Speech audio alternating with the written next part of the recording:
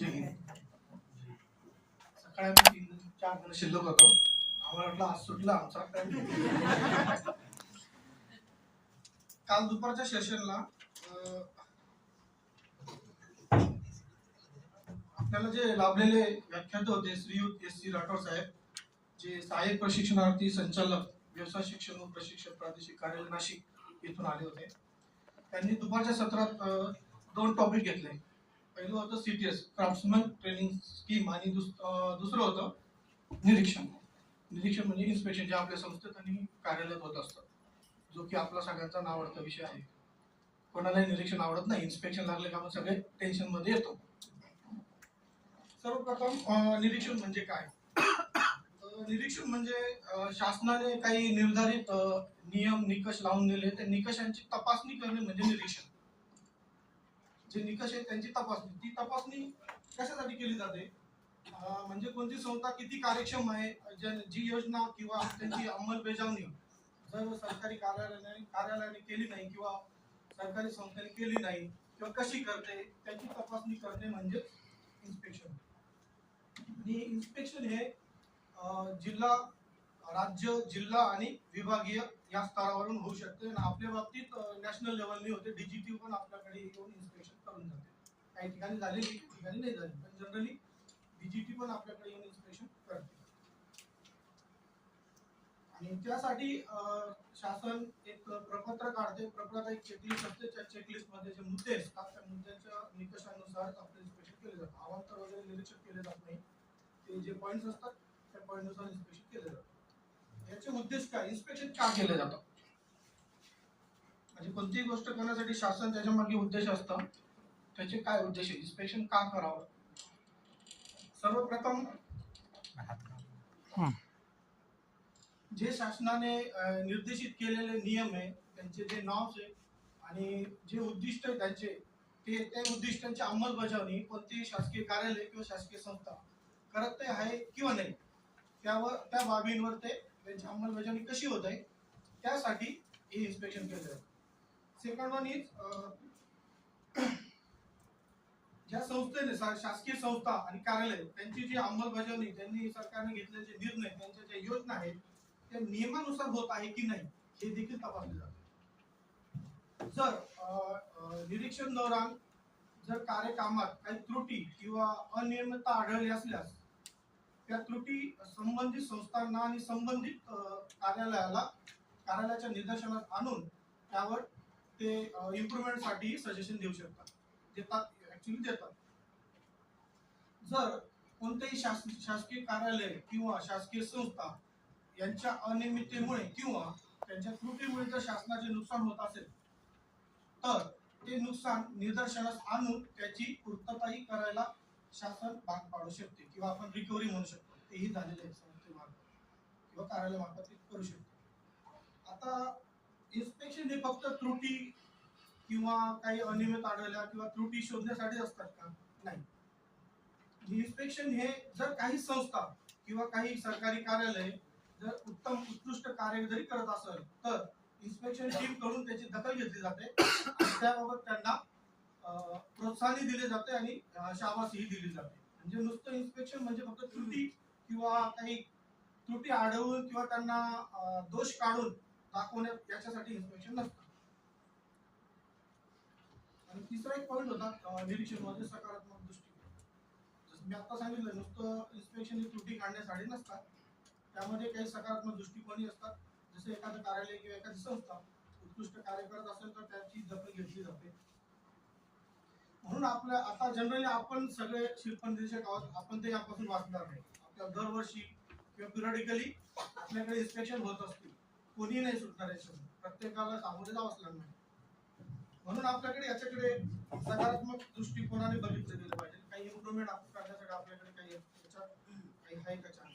म्हणून पहिली गोष्ट तर सकारात्मक दृष्टिकोन आपल्याकडे पाहिजे. नुसते केवळ आपल्या डेली डायरी भरणे किंवा निरीक्षण तक्ते किंवा आपण काय करतो, आपल्याला तर पत्र आधी ऍडव्हान्स मध्ये येतं, 1 आठवडा 2 आठवडा नेहमी, त्याच्यापेक्षा जास्त येत नाही. आपल्याला तेवढा वेळ भेटतो तर आपण काय करतो, जेवढं आपलं पेंडिंग काम आपण ते भरण्यात मग्न होतो. नुसतं ते न करता त्याच्यासाठी आपल्याला मागच्या वेळेस जे इन्स्पेक्शन झालंय त्याच्या ज्या त्रुटी आहेत किंवा सूचना आहेत प्रिव्हियस इन्स्पेक्शन, प्रिव्हियस इयरला झालेलं असतील इन्स्पेक्शन, तर त्या चेकलिस्ट असते किंवा त्रुटी असतील, ती त्रुटी लिस्ट चेक करायची आपण, की काय काय पेंडिंग काम आपले झाले तर काही बाकी आहे, त्यावरही आपल्याला काम करावं लागतं. कारण आपल्याला जी इन्स्पेक्शन टीम येते पहिले ती मागची सूची मागवते तुमची काय, त्यानंतर मग इन्स्पेक्शन सुरू होतं. तुम्ही मागच्या बाबीवर काय काम केलंय, आणि आता नंतर इन्स्पेक्शन जे होणार ते तर होणारच आहे, पहिले मागच्या बाबीत तुमची इम्प्रुव्हमेंट काय आहे त्यावर जास्त जोर असतो. म्हणून जे मागील निरीक्षण आहे त्या सूचनांचीही अंमलबजावणी करणे गरजेचं आहे. तसं निरीक्षणाबद्दल सांगायला भरपूर आहे, पण या मेन बाबी आणि जे रिव्ह्यूचा उद्देश आहे की जेवढं आपल्याला शिकवलं गेलं त्याच्यातलं मेन पॉईंट आपल्याला एक उजळणी होऊन जाते.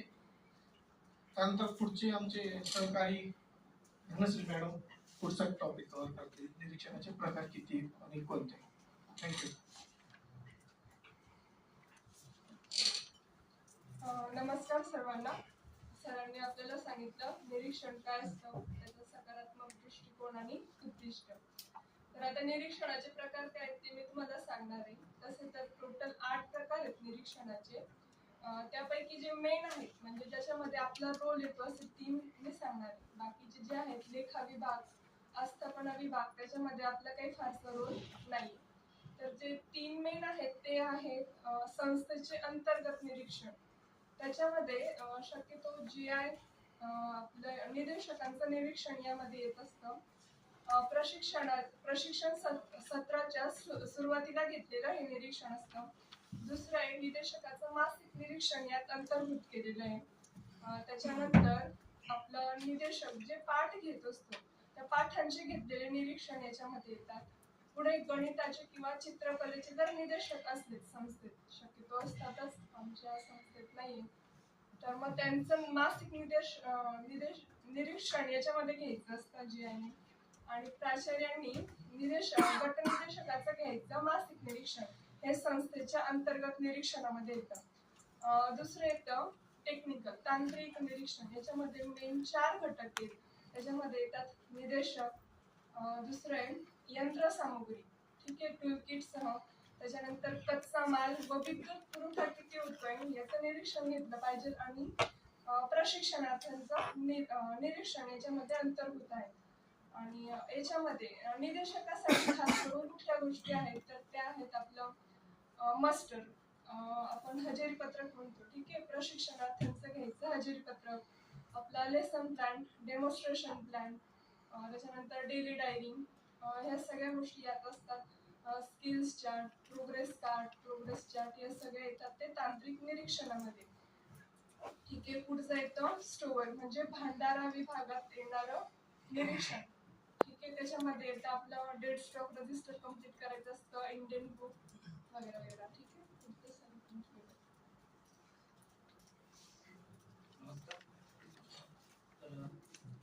ज्यावेळेस इन्स्पेक्शन होतं त्यावेळेस कुठले कुठले रेकॉर्ड्स वगैरे कंपल्सरी आहेत, कुठल्या गोष्टी बघितल्या जातात, तर त्याच्याविषयी माहिती मी थोडक्यात तुम्हाला देतोय. ज्यावेळेस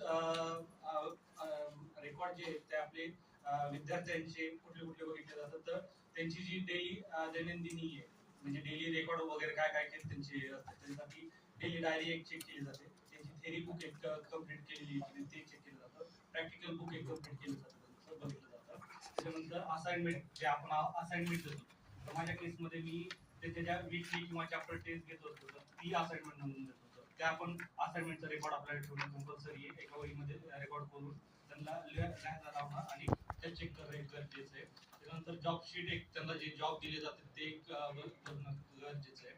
त्याच्यानंतर विद्यार्थी जे आजारी पडतात किंवा त्यांचं जे लिव्ह रेकॉर्ड आहे ते पण एकदा आपल्याकडे आणि विद्यार्थ्यांकडे असणं गरजेचं आहे, ते पण एक बघितलं जातं. पुन्हा नंतर शेड्यूलनुसार आपला जो स्प्लिट अप आहे त्याच्यानुसार जो आपल्याला हे दिलेला आहे डेमॉन्स्ट्रेशनचे प्लॅन वगैरे दिलेले, तर आतापर्यंत केवढे किती अलाउटेड किती हे झालेले प्रॅक्टिकल त्यांना अलाउटेड आणि किती कम्प्लीट झाले ह्या दोन्हीचा रेकॉर्ड दाखवणं त्यांना कंपल्सरी आहे इन्स्पेक्शन मध्ये. याच्या व्यतिरिक्त पण ज्या इन्स्पेक्टरकडं कुठल्या कुठल्या गोष्टी गरजेच्या आहेत, तर मेन म्हणजे तुमचा जो वर्क पेस आहे, वर्कशॉपचा जो हे लेआउट तो पण असणं गरजेचं आहे. मोस्टली आजच्या केसमध्ये आधी तो पूर्वी मॅन्युअली करायचे, पण आता आजच्या केसमध्ये कॅड कॅमनं तुमचा हे केला जातो, लेआउट क्रिएट केला जातो. त्याच्यानंतर शॉर्टेज म्हणजे तुमच्या याच्यामध्ये मशीनची लिस्ट रेटनुसार जी मशीनची लिस्ट आपल्याला दिलेली आहे सिलेबस कॉपीनुसार, तर ती त्या मशीनची लिस्ट एक असणं गरजेचं आहे. आणि दुसरी गोष्ट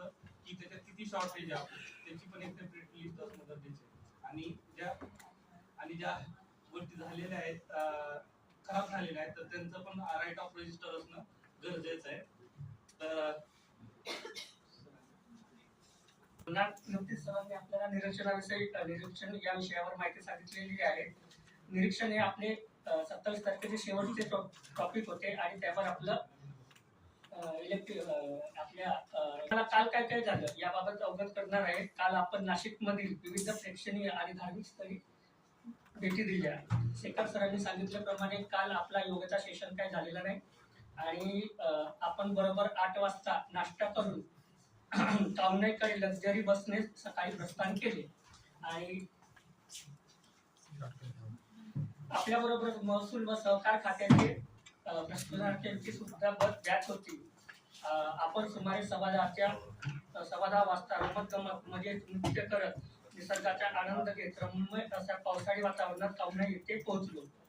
जाधवर सरांनी कावनाई विषयी माहिती दिली. त्यांनी सांगितल्याप्रमाणे दर 12 वर्षांनी म्हणजेच एका टप्प्याने भरल्या जाणाऱ्या सिंहस्थ कुंभमेळ्याविषयी नाशिक जिल्ह्यातील 3 महत्वाच्या स्थळांविषयी त्यांनी माहिती दिली. धन्यवाद सर.